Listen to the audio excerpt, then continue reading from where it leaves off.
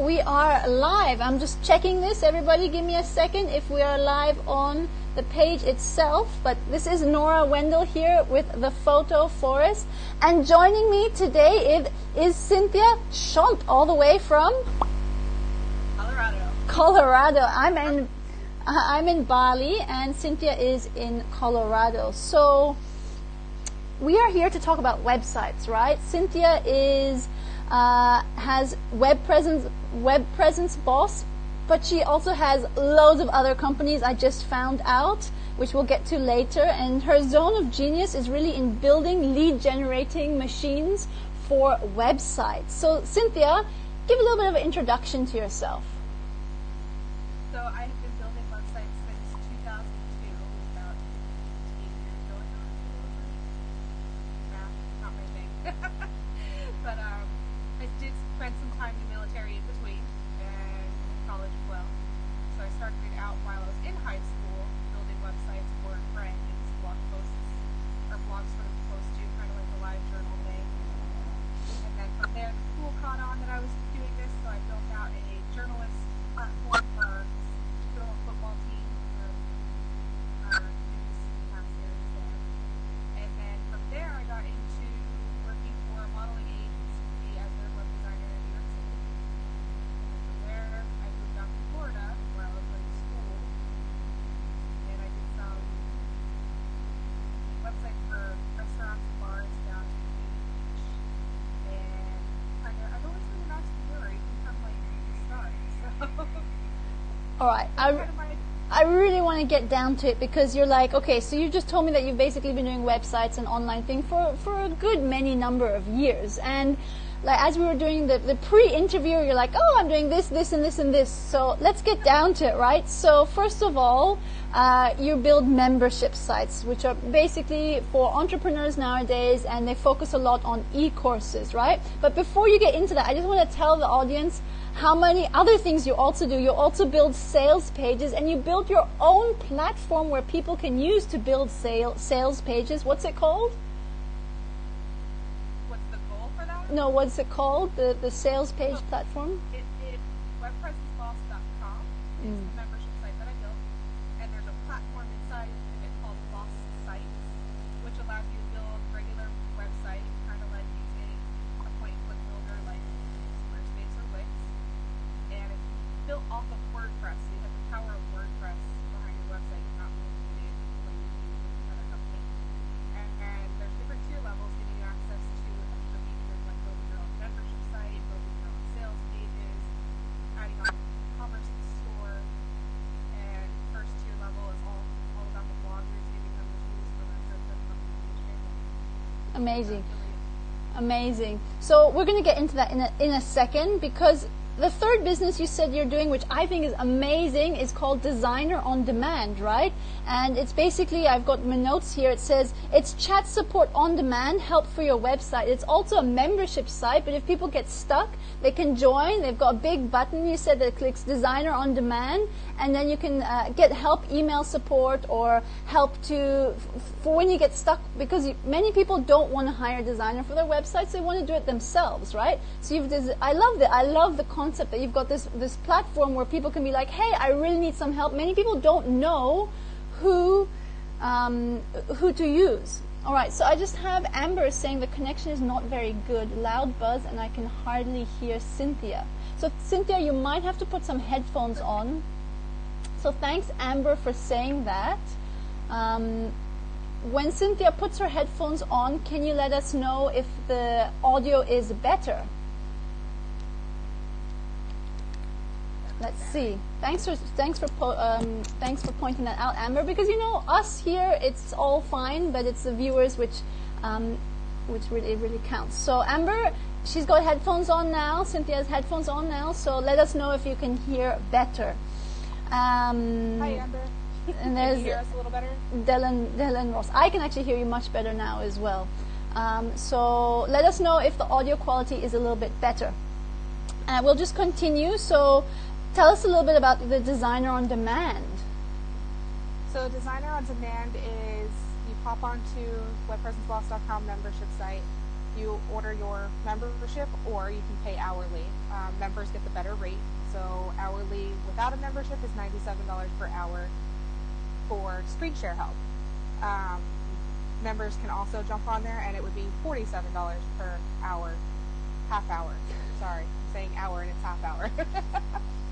and so who are the who's the support team behind this? My web designers from my agency. So you also have a web design agency. I do. Mm-hmm. All right. And lastly, Host Media, your hosting company. Tell us about that. So that is your general website hosting company. We have shared hosting space just like GoDaddy does. And it's tied into the Designer on Demand. You get the button there with the support help right there in your dashboard. And it is also catered to bigger businesses that might need their own private server. And as my own little fun thing, I like to play Minecraft, so I run Minecraft servers as well for kids. You amaze me. I think you amaze me, really. I mean, just, for people who are curious, how do you manage to run all these things together at the same time? I have a pretty big team. Pretty big team. So I'm seeing comments here. Amber is saying it's a little bit better, but there is a very loud buzz. Dylan is saying background noise, Cynthia. Dylan is saying tech difficulties, background noise, Cynthia. But I don't think it can be you, Cynthia, because you are on your headphones. It could be mine. Let me try. Plug my headphones. Is that better? Wow, it got really echoey. Let's try saying something again. Hello. Hi, Cynthia. Thanks for being on the live. There's a little bit of like a buzz noise when you're talking. That's about it. So I wonder what that's from. I don't think I can do anything about the buzz noise. Is it better with my headphones unplugged or plugged in? I like them plugged in. You like them plugged in. Buzz is gone when you unplugged it. All right. Says the buzz is gone. All right. So that must be my side. So I can take off my headphones. We'll try it like this. Thanks, guys, for your input. Please keep your comments coming because, I'm in Bali in Indonesia. Cynthia is in, did you say Colorado? Well, technically, I'm in Florida vacationing. Oh, she's on vacation. She's doing a Facebook Live on vacation. All right, so she's in Florida. So if you think about, we're connecting live from across the world. So I love that. I love that technology has allowed us to do that. All right, so what do I actually want to talk about? I want to talk about website conversions. And first of all, I want to get into, all right, so you've got a business. Somebody has a business, they want to, have a website for it. Now, what are your top tips for people to design their own website? Have a clear call. Your homepage might be a call to action to book a discovery call with you, and the same would be on your about page and your services page. All right, so it's like there's a line through it. And let's talk about home pages. What is the importance of the homepage? It depends what your focus is. Bloggers might want to set something up more like what StudioPress allows you to do with a blog feed that has multiple categories on the homepage. Or if it's a magazine style site, I really like using the Elegant Themes Extra theme for those different categories of the magazine. And it's very visual with images. Photographers really like the extra theme as well because of how visual it is. Really, what is your content is going to drive what to do with your website. But the images are super important. Like you said, you've got to have the correct images there because your eye is going to draw to that first. And then you're going to look at the text next to it or above or below it. Yeah, images are the number one on a website. That, for me, the type of images, and I'm not only talking photographs here, but the type of images on your website really makes or breaks your website.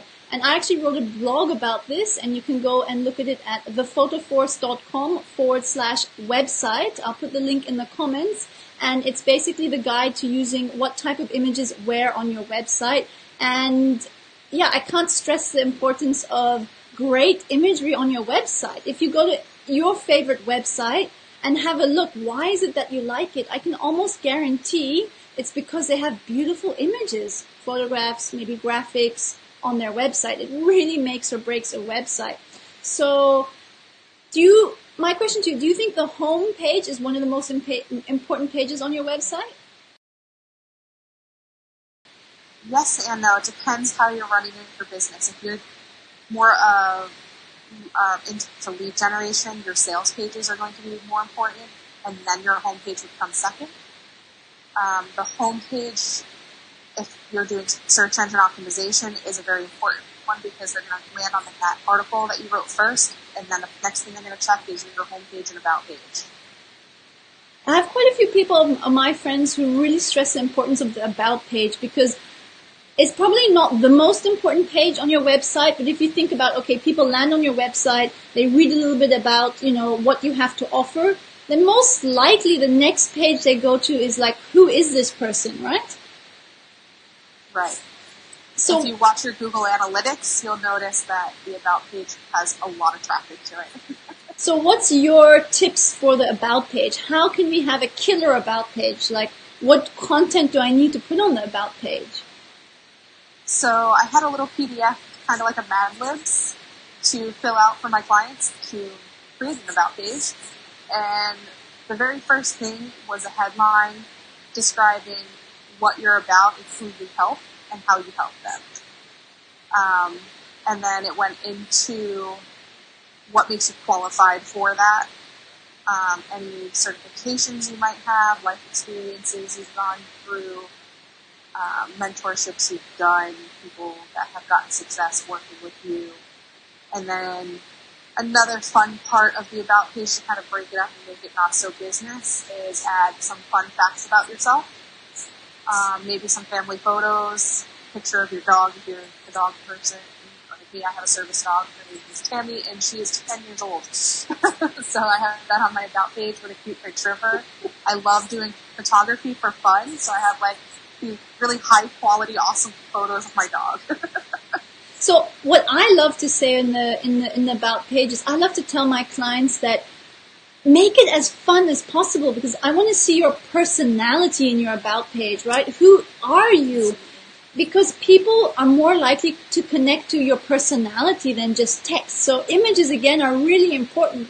How can you, like you said, you've got photos of your dog. That's a great connection point because people who have pets love to see other people's pets and reminds them of their pets, right? Their dogs. So I always say, like, how can you make your personality shine through? Is it through the colors? Is it through the photos of you? Like, what other elements? And what you said about, fun facts, I think it's so interesting.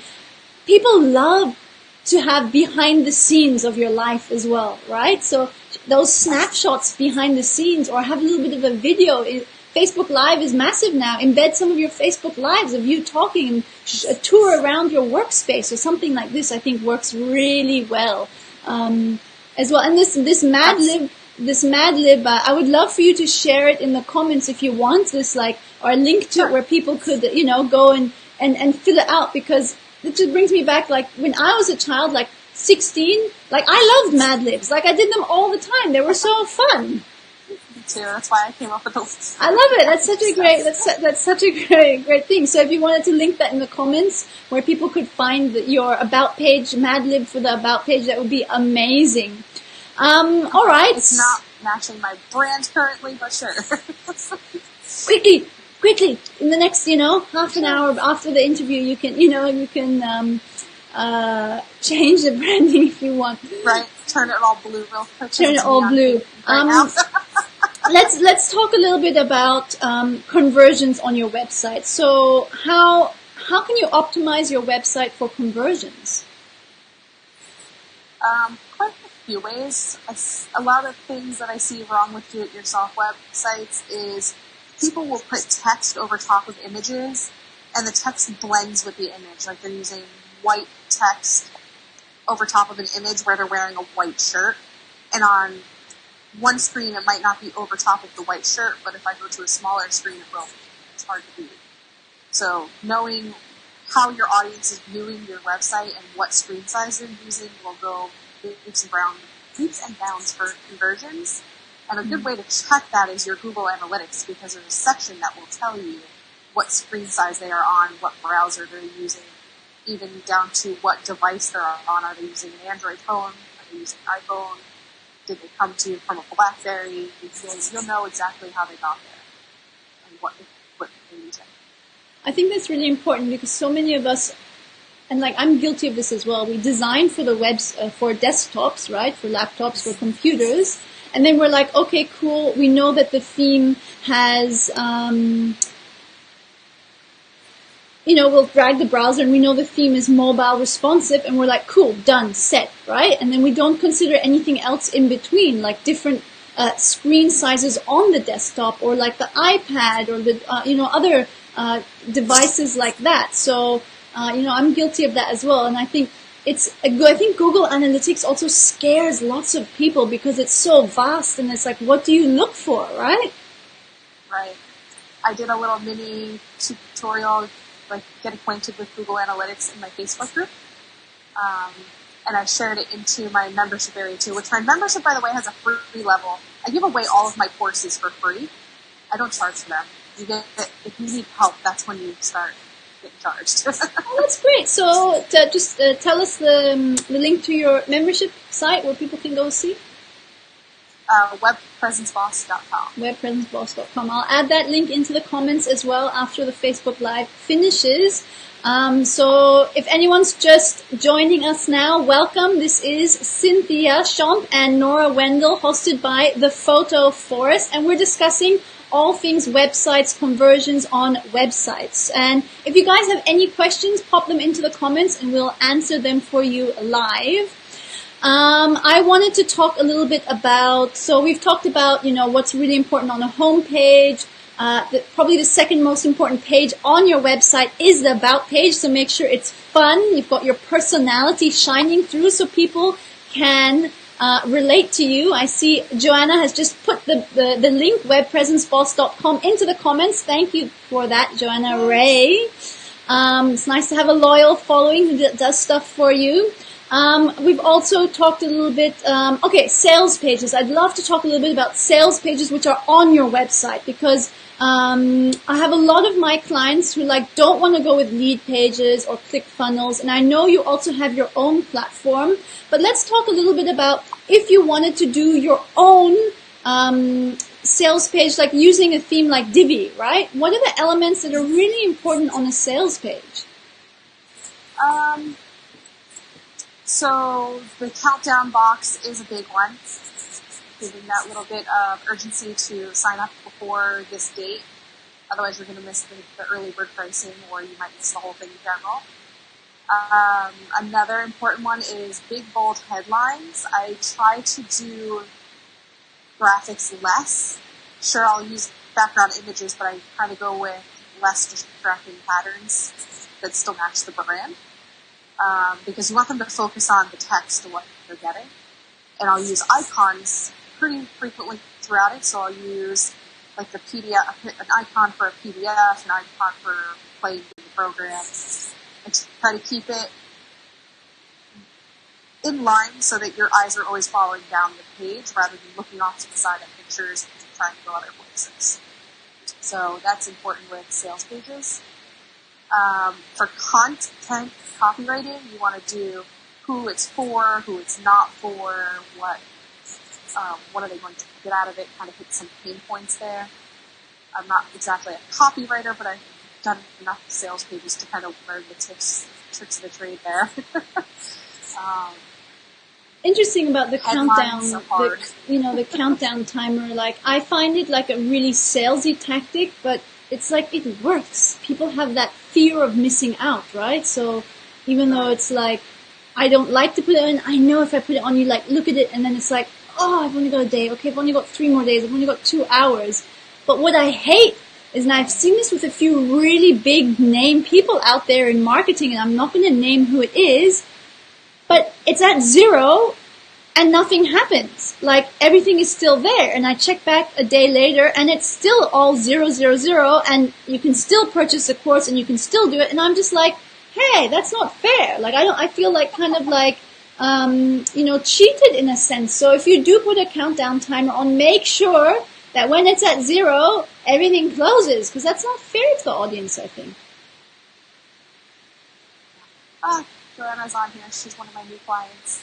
Oh, she's on there. Really fun. She's the one that put the link up for us. Yeah, no, totally cool. We've had a few technical difficulties, like even on my side here, it keeps cutting. It's cut out twice, and I've had to resume the broadcast, so sorry about that. But, this is the first time I'm doing like an interview-style Facebook Live, so I'd love to have Cynthia on again down the line so that, when all the tech glitches are sorted out, it can be one smooth experiences. But we have had a few people watching, so I'm quite happy, quite excited.